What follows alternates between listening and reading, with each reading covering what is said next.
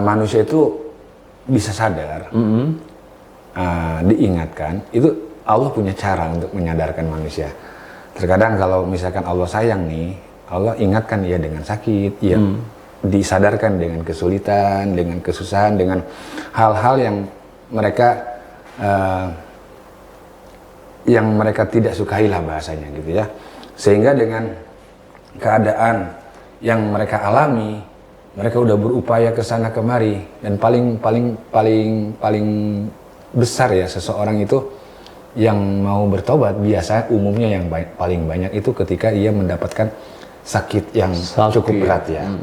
Kenapa? Karena ketika sakit seorang hamba biasanya memikirkan tentang kematian.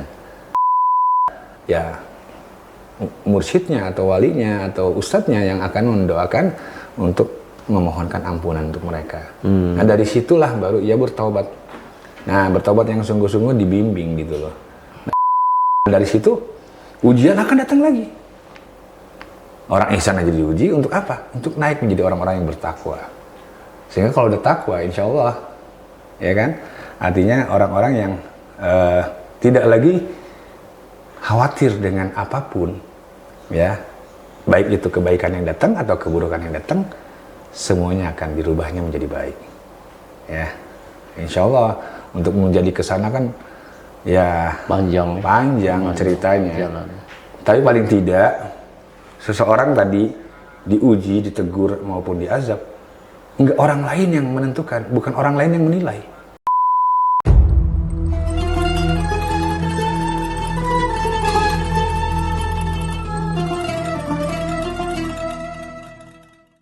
Assalamualaikum warahmatullahi wabarakatuh, sahabat Rumi yang dicintai Allah. Berjumpa lagi kita di channel Cafe Rumi Jakarta dalam acara Rumi Cash.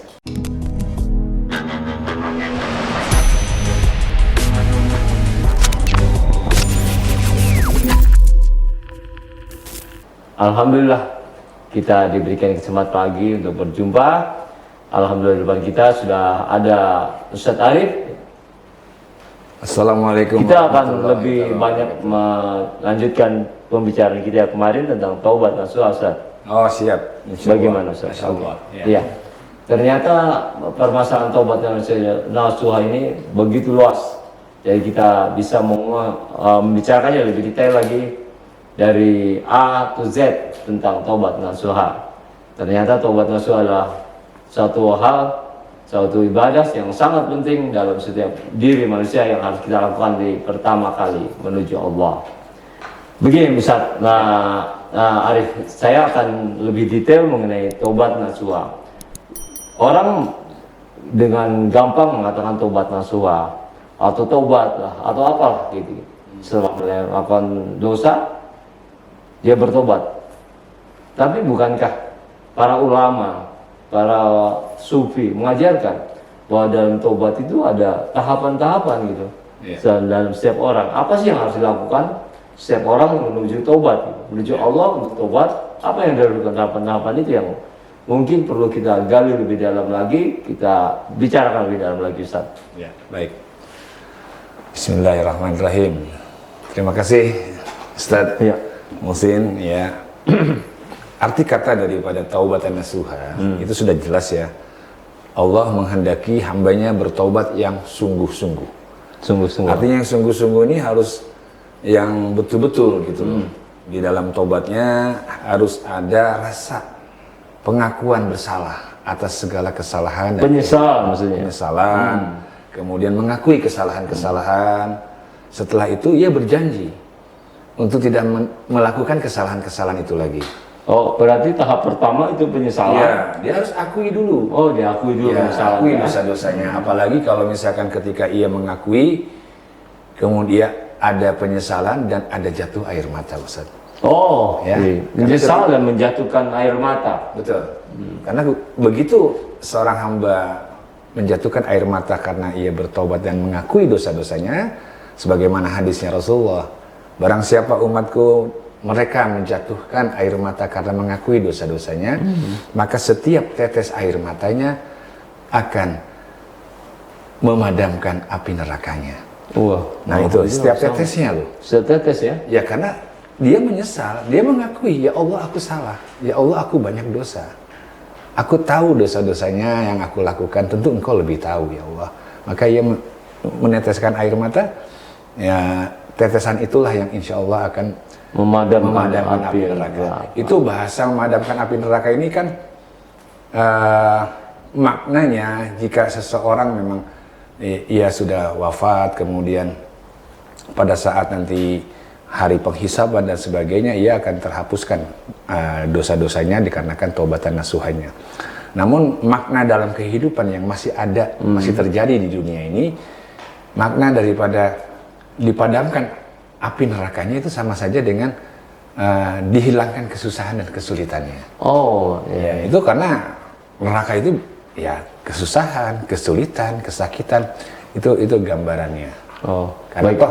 Kalau di dunia masih bisa kita lapar, masih bisa mencari ke teman, atau misalkan kita lagi sakit masih bisa ke dokter. Tapi setidaknya ketika kita bertobat karena mengakui dosa-dosanya, kemudian kita memohon ampun kepada Allah secara hablum minallah, kemudian kita masih bisa juga melakukan memaafkan, saling memaafkan dengan sesama hablum minannas.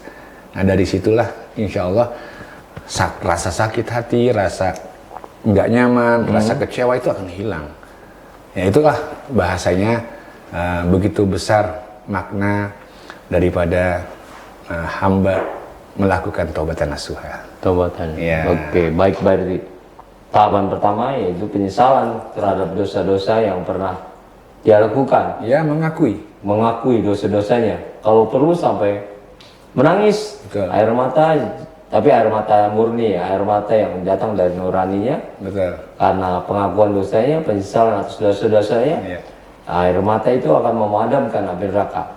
Berarti kalau boleh saya mengartikan, maksud dari air mata memadamkan api neraka. Jadi air mata ini kan cuma setetes 2 tetes, 3 tetes lah. Iya. Ya, kok bisa memadamkan api neraka? Ya, nah kalau saya boleh mengartikan secara ini, mungkin maksudnya setelah dia menyesali dosa-dosanya, tobatnya, keluarlah air mata kan. Ya. Jadi sebetulnya rasa penyesalannya inilah yang memadamkan, karena rasa penyesalan ini akan membuat hijab antara dia dengan dosa yang lalu gitu. Tapi dengan perbuatan baik. Jadi mungkin seperti itu kali yang maksud daripada air mata memadamkan api neraka gitu. Kita tahu bagaimana api neraka, dan air mata kita yang hanya setetes 2 tetes dalam tangisan gitu. Tapi tangisan seorang yang menyesal, seorang yang bertobat, seorang yang mengetahui dosa-dosanya dan menyerahkan kepada Allah, ya Allah dengan Maha Kasih dan Maha Sayangnya akan merubah air mata itu, memadamkan api neraka karena air mata itu. Betul. Jadi penyesalan itu akan menghadirkan kebaikan-kebaikan yang akan hadir untuk menutupi dosa-dosa yang telah dia lakukan. Mungkin begitu ya, Ustaz? Itu tahap pertama, Ustaz. Selanjutnya? Ya, tahapan kedua tentunya setelah bertobat, ia mengakui, maka yang kedua adalah ia harus berjanji. Mobil khusus berjanji kepada dirinya sendiri. Artinya ia tidak mau lagi melakukan hal-hal yang buruk. Kemudian tidak mau melakukan perbuatan-perbuatan yang merugikan orang lain atau menyakiti orang lain. Ya, atau menzolimi orang lain. Intinya dia harus berjanji terhadap dirinya bahwa dia harus menjadi orang yang baik. Harus hijrah. Harus berubah. Karena dengan taubatan nasuha, ya pertama ia mengakui, tentu yang kedua ia berjanji. Yang paling utama adalah dia harus istiqomah, qanaah, harus taat dalam melaksanakan perintah dan betul-betul meninggalkan larangan. Jadi konteksnya ke sana. Kalau sudah melakukan itu, ya insya Allah kedepannya itu ada kebaikan-kebaikan yang akan hadir, akan datang.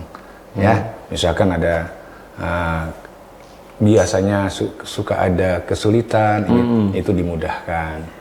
Kemudian juga rasa tadinya malas, lalai dalam melaksanakan perintah Nah, sholat 5 waktu aja misalkan, itu ada dorongan untuk melakukan. Bahkan ditambah lagi dengan ibadah-ibadah sunnah lainnya. Yaitu kemudian akhirnya dari taubatan nasuha yang bisa meneteskan air mata yang mahal kalau saya bilang ya, karena tetesan itu bisa memadamkan api neraka. Nah, ketika dia melakukan itu dengan istiqomah, dengan sumastaqamu, ya artinya ya pokoknya nggak mau berbuat buruk dan selalu ingin berbuat baik. Nah, pada satu saat nanti ketika Allah bimbing, boleh jadi di malam-malam tertentu ketika ia melakukan ibadah, ada kerinduan kepada Allah. Nah, kerinduan itu juga meneteskan air mata. Bukan lagi tetesan air mata yang menyesali, tapi air mata yang merindukan Allah. Merindukan. Nah, inilah air mata yang Masya Allah ketika Allah berturunkan hadis kutsinya, barang siapa hambaku mereka meneteskan air mata karena merindukanku, maka niscaya api neraka aku haramkan menyentuh mereka. Masya Allah. Nah, begitu ya. Jadi itu tahapan dari taubatan nasuha ke depannya, Masya Allah. Dari yang pertama tobat, mengakui menyesali, yang kedua berjanji untuk tidak mengulanginya, ya. Dan ternyata perjanjian kita kepada Allah untuk tidak mengulangi perbuatan yang pernah kita lakukan, itu juga perlu kita istiqomahkan ya. Betul. Ya, secara istiqomah, kemudian qanaah, menerima bahwa kesalahan-kesalahan lalu itu tidak boleh terulang, tapi akan diganti dengan kebaikan-kebaikan, dan itu mendatangkan keberkahan bagi seorang hamba. Memang tidak mudah, Ustadz, untuk menjalankan itu semua, ya karena jalan menuju Allah itu kan penuh dengan ujian. Ya. Nah, pada dasarnya seorang hamba, setiap hamba siapapun yang memang mendekat kepada Allah itu, memang harus siap dengan ujian-ujian, karena orang beriman pasti diuji. Oh ya. Nah, ketika mendapatkan ujian, ya pertama tentunya kita nggak boleh mengeluh, harus menghadapi, karena kalau nggak menghadapi juga artinya ia menghindar, ya akan diuji lagi dengan hal yang sama. Maka itu hidup ini kan sebetulnya perputaran, ya kan? Kita nggak bisa menahan dari jam 2 tiba-tiba harus jam 3 kan gitu? Iya. Ya terus berputar.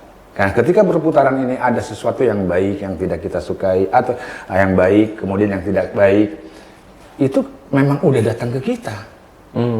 Maka kita harus belajar menerima apapun yang datang kepada kita, baik itu yang baik maupun yang tidak baik. Baik. Kemudian juga harus belajar melepas apa yang kita suka, apa yang kita cinta.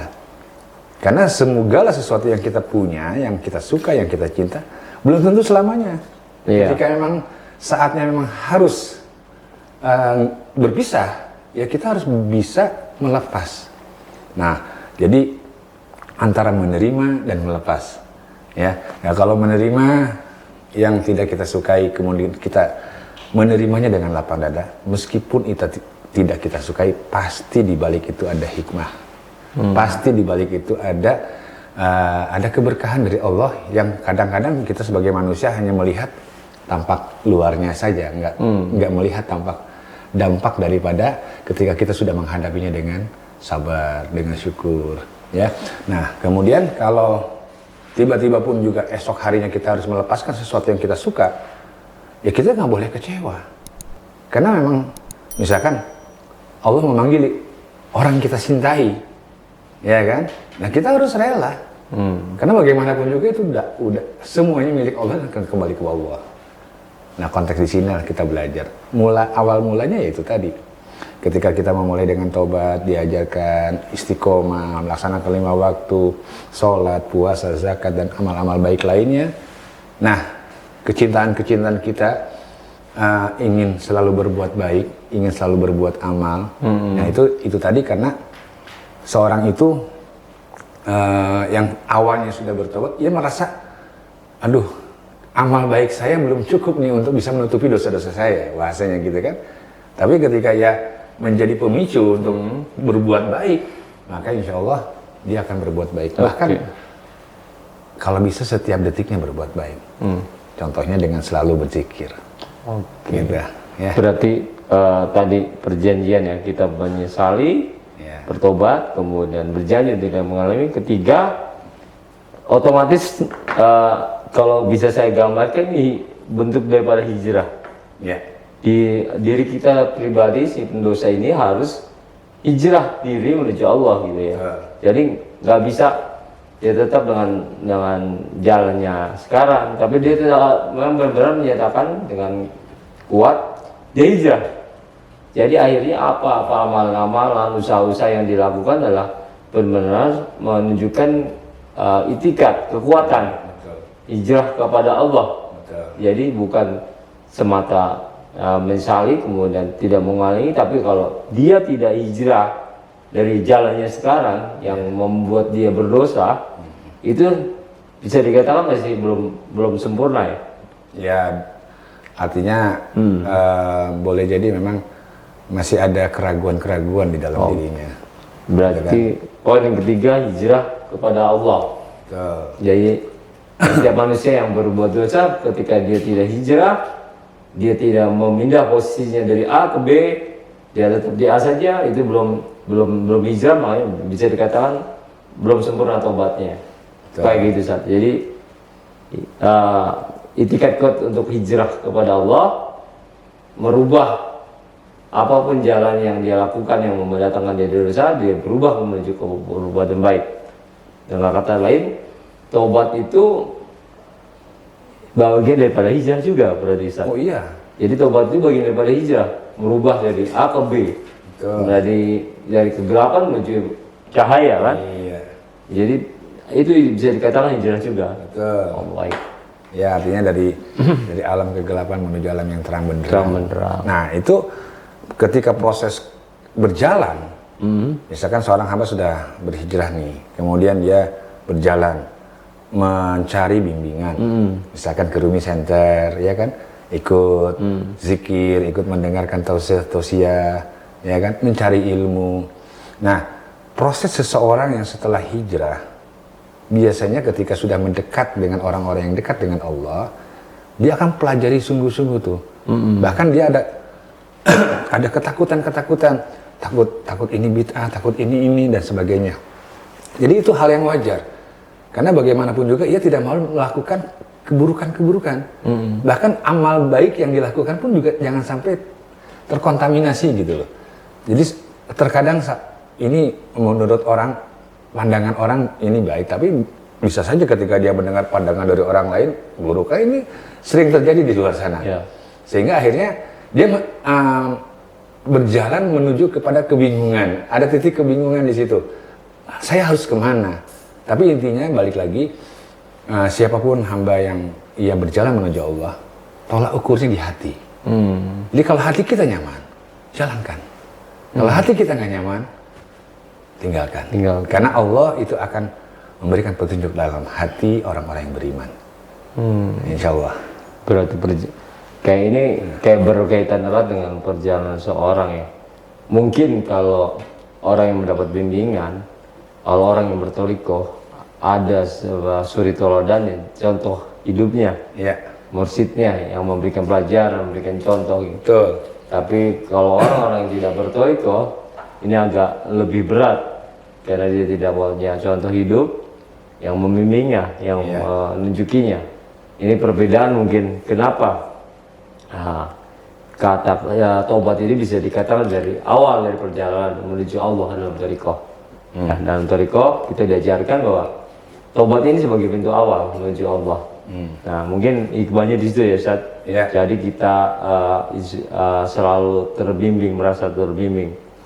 Cuman begini Ustaz, di satu sisi orang bertobat menyesali semua dosanya, kemudian berjanji untuk tidak melakukan kembali dan berhijrah total. Ini kan mendatangkan keberkahan ya, baik itu rezekinya, sakitnya dan lain-lain gitu. Dari banyak pengalaman yang Ustadz bimbing untuk mereka-mereka yang melakukan pertobatan ini lebih banyak orang yang karena sakitnya atau karena perbuatan misalnya. Ini kan ada orang motivasinya beda-beda nih tobatnya. Ada yang karena perbuatan masa lalu buruk, dia menyesali dan kemudian tapi ada juga orang yang bertobat itu sadar itu karena akhirnya sakitnya yang menyebabkan dia sadar. wah, kok sakit begini, berat banget sakitnya, kanker lah ini, akhirnya dia bisa berpikir tentang sebuah dosa apa yang dia lakukan. Jadi sebetulnya penyakit itu membimbing dia untuk menyesali perbuatan dosa yang telah dia lakukan. Yang mana yang lebih banyak dari kalau bicara lebih banyak tentunya relatif ya. Artinya gini, manusia itu bisa sadar, diingatkan, itu Allah punya cara untuk menyadarkan manusia. Terkadang kalau misalkan Allah sayang nih, Allah ingatkan dia dengan sakit, ya disadarkan dengan kesulitan, dengan kesusahan, dengan hal-hal yang mereka tidak sukai lah bahasanya gitu ya. Sehingga dengan keadaan yang mereka alami, mereka udah berupaya ke sana kemari, dan paling besar ya seseorang itu yang mau bertobat biasa umumnya yang paling banyak itu ketika ia mendapatkan sakit yang cukup berat ya. Kenapa? Karena ketika sakit seorang hamba biasanya memikirkan tentang kematian. Ya karena udah sakit begini kan udah pasti mati nih gitu. Ya kan sebentar lagi lah dan sebagainya. Sehingga kalau ya awalnya berupaya untuk mencari kesembuhan, bisa ke dokter A, bisa ke dokter B, bisa ke rumah sakit A, rumah sakit B, bisa di Indonesia, bisa di luar negeri, di mana saja. Tapi ketika tidak ada satupun yang bisa menyembuhkan, ia sadar bahwa yang maha menyembuhkan itu adalah Allah. Ya kan? Wa idza maritu fahuwa yasfin. Allah katakan dalam Al-Quran, jika kamu sakit, akulah yang menyembuhkan. Nah ketika posisi itu ia sadari, maka ia harus kembali ke Allah konteksnya. Namun ia merasa harus kemana aku harus mencari. Nah ketika sambil berjalan, ia ikhtiar untuk kesembuhan, kemudian ketemu misalkan dengan Rumi Center, dengan majelis zikir, kemudian dibimbing, diarahkan ya untuk memohon kepada yang maha menyembuhkan. Cuman bahasanya gini, kalau kita banyak dosa, kotor, hina, terus kita mau tiba-tiba minta sama Allah, mintanya langsung disembuhkan, sementara dirinya masih banyak dosanya. Nah itu kan artinya nggak pantas. Ya, maka yang harus dilakukan oleh seorang hamba adalah yang pertama dia harus tahu diri dulu dengan dosa-dosanya. Boleh jadi memang ini teguran dari Allah sakitnya, atau juga mungkin ujian dari Allah. Ya, bisa saja juga azab dari Allah. Nah kalau sudah seperti itu, maka ia harus sadar diri dan tahu diri. Sebelum ia meminta kesembuhan, ia harus meminta ampun terlebih dahulu. Maka itulah yang dinamakan taubatan nasuha, akan membuka pintu keberkahan. Ya. Nah ketika Allah katakan sembuh, kun fayakun, sembuh. Dan itu pernah saya alami dari beberapa orang yang ibarat kata sakit yang dokter itu udah bingung. Kalau dokter udah bingung, dia akan mengatakan sakitnya non medis. Itu umumnya. Ya, padahal ini zaman sekarang aja ada medis non medis, sakit sama aja kan. Ya, kalau misalkan nggak ditemui oleh keilmuan dalam kedokteran, maka ia katakan ini non medis. Ya, jadi balik lagi, toh baik itu non medis tetap ada kan sakitnya, dirasakan kan oleh orangnya. Ya sudah. Jadi ya intinya balik lagi, sehatnya manusia tentu tergantung daripada sebagaimana hadis Rasulullah, jika dalam diri seorang manusia ada darah, jika darah itu bersih maka bersihlah semua. Ya, dalam segumpal daging, jika segumpal daging itu bersih maka bersihlah semuanya. Jadi konteksnya dalam sini kulub atau kolbu atau jantung secara jasadinya dengan darah atau jiwa secara alirannya. Ya bayangkan aja setiap hari ini darah kita nih tawaf menuju jantung kan, masuk ke jantung, keluar lagi terus ke seluruh tubuh kita. Nah andai saja jantung kita, kulub kita ini berzikir, maka ia bagikan tawaf. Ketika masuknya boleh jadi kotor, keluarnya karena zikir di dalam Masya Allah. bersih. Iya, iya, iya. Nah itulah pentingnya zikir itu, baik secara zahir maupun secara sir. Ya, ya. Kuncinya adalah membersihkan darah kita yang boleh jadi terkontaminasi oleh dosa-dosa, oleh ucapan, oleh pandangan, oleh apapun lah. Masya Allah. Ya. Jadi banyak banget keberkahan dari Taubatin Nasuha Taubat ini. Nasuha. Baik, saudara-saudara sekalian, saudara yang tercinta di Cafe Rumi Jakarta, begitu indahnya kita masih bisa dikasih kesempatan bertobat. Pintu tobat selalu terbuka, Allah tidak pernah menutup pintu tobat. Selama kita masih sehat, selama kita masih bisa melakukan ibadah-ibadah pertobatan, insya Allah saudara-saudara kita ngasih. Pintu Allah selalu terbuka buat kita. Sekali lagi begini, kalau kita bicara tentang tobat, tentang sakit yang dialami, yang dia bertobat dan dia mendapat keberkahan dengan kesembuhan. Nah, ada kalanya memang sakit itu mendatangkan apa sih istilahnya, hikmah ya, mendatangkan hidayah buat kita yang tadinya sehat menjadi sakit gitu. Yeah. Bisa jadi penyakit-penyakit yang diberikan ini adalah panggilan Allah atau kasih sayang Allah yang menegur hambanya dengan rasa sakit. Yeah. Bukan Allah, maksud Allah untuk menyiksa seorang hamba dengan rasa sakitnya. Betul. Tapi justru itu teguran kasih sayang Allah yang diberikan kepada seorang manusia agar ini selalu ingat dan menuju Allah. Yeah. Intinya perjalanan menuju Allah. Tadi kalau Ustadz gambarkan tentang tawafnya aliran darah, bahwa aliran darah menuju jantung kemudian keluar dalam kondisi baik lagi, bersih lagi darah. Nah, itu zikir. Orang yang berzikir kan seperti itu ya. Apalagi orang yang mendapat bimbingan. Gitu. Jadi dari hal yang kotor masuk dicuci kembali dengan zikir-zikir dan ada keluar kembali suci ya. Dalam keadaan bersih. Dalam keadaan bersih dan inti dari. Jadi sebetulnya Allah begitu indah yang menggambarkan bahwa ternyata semua perjalanan manusia itu sama ya. Ya baik jasmani maupun rohaninya sebetulnya. Yeah. Jadi secara rohani misalnya aliran darah menjadi bersih, tapi secara rohani pun itu merupakan bimbingan. Ya, semakin nyaman, Semakin tenang. nyaman. Yang jelas semakin tenang karena sebagaimana Allah katakan alladzina amanu wa tatmainul qulubuhum bi dzikrillah, alama bi dzikrillah wa tatmainul qulub. Dan mereka-mereka yang selalu mengingatku, maka niscaya mereka tentram hatinya. Dan hanya mengingatku, mereka akan tentram hatinya. Jadi tentram hati kan tenang. Ya. Meskipun kita maaf misalkan kekurangan harta ya, kalau kita tentram insya Allah tenang gitu loh. Enggak terlalu kerepotan lah, enggak terlalu gelisah, enggak terlalu gimana-gimana. Kita semuanya serahkan pada Allah. Iya. Tapi ikhtiar tetap harus berjalan. Betul. Ya kan? Nah, jadi ya kalau tadi bicara sakit ya, tadi Ustadz bilang ya memang ya sakit itu pasti ada kategorinya kalau menurut saya ya. Ada sakit yang diuji, ada sakit yang ditegur, ada sakit yang diazab.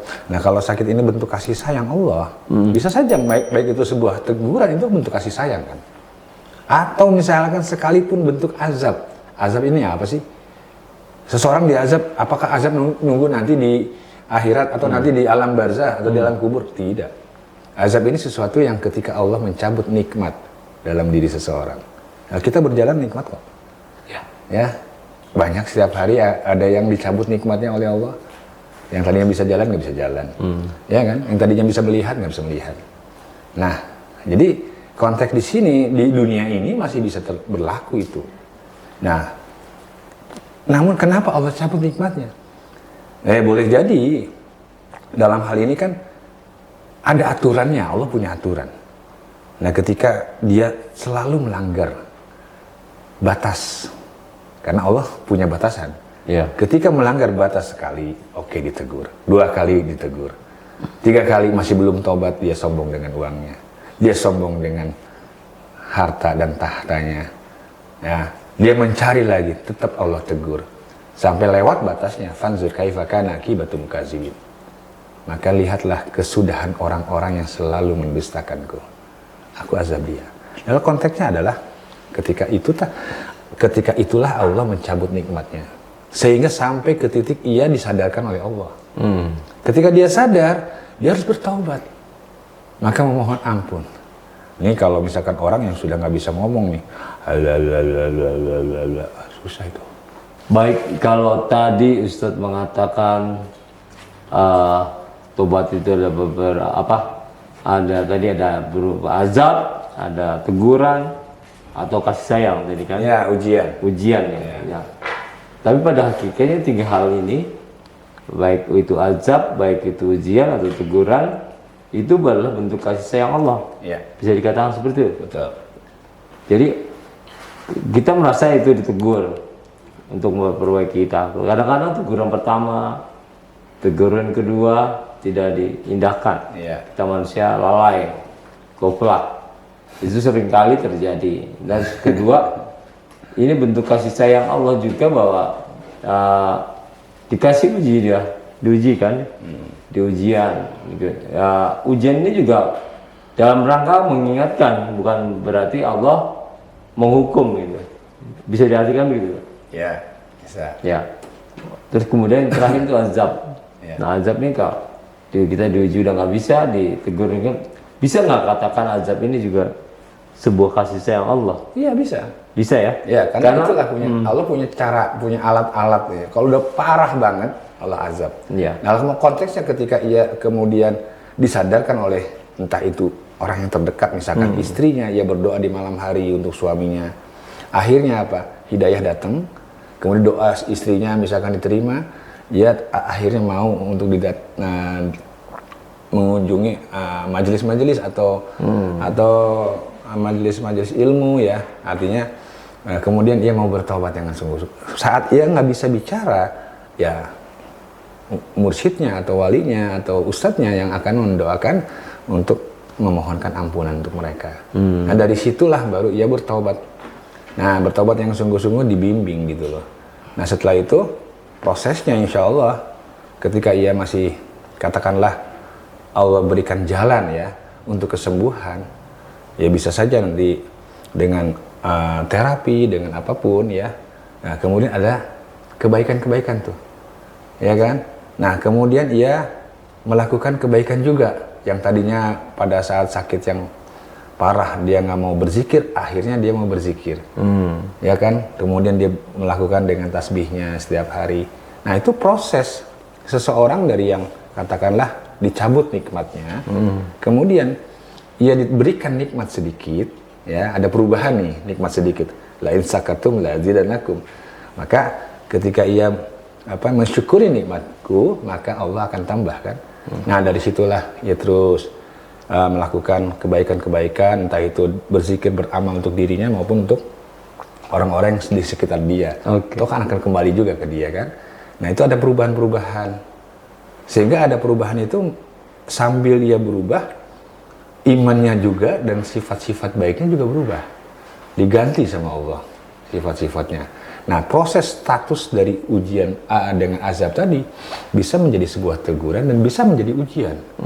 Karena ujian itu hanya orang beriman yang diuji.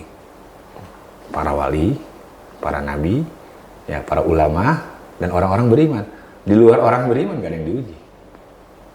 Itu udah janji Allah, orang beriman itu pasti diuji. Tapi orang-orang yang nggak beriman ya nggak akan diuji. Ibarat kata yang sekolah yang diuji. Iya. Kalau yang nggak sekolah ngapain diuji? Dia ditegur, ya. Atau mungkin kalau dia terlalu jauh, ya teguran itu kan ada teguran 1, teguran 2, teguran yang lebih keras lagi. Iya kan? Karena Allah memberikan ujian kepada orang beriman, tentu tujuannya juga untuk mengangkat derajatnya. Iya kan? Karena ketika ia diajarkan dengan cara apa? Dengan cara ujian-ujian yang ia hadirkan. Bagaimana seseorang bisa sabar kalau tanpa diuji? Bagaimana tingkat seseorang itu akan naik kesabarannya kalau tanpa diuji? Jadi ujian itu emang, ya hidup ini ujian. Suka tidak suka ya kita terima. Terkadang kalau kita belum bisa melewati ujian-ujian yang kita hadapi, tapi saat itu kemudian lepas ada ujian yang lain, suatu saat akan datang lagi ujian-ujian yang sama.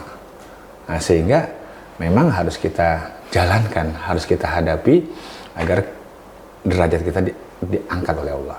Jadi ujian sesuai kadar. Nah dalam Islam ini kan juga dalam tarekat itu mengenal yang namanya makom. keadaan. Ujiannya orang Islam dengan ujiannya orang beriman tentu berbeda. Orang beriman dengan orang-orang yang ihsan juga lain. Orang ihsan dengan orang yang takwa juga beda. Jadi orang yang biasa, orang yang hawas, orang yang hawasul soleh, tentu beda.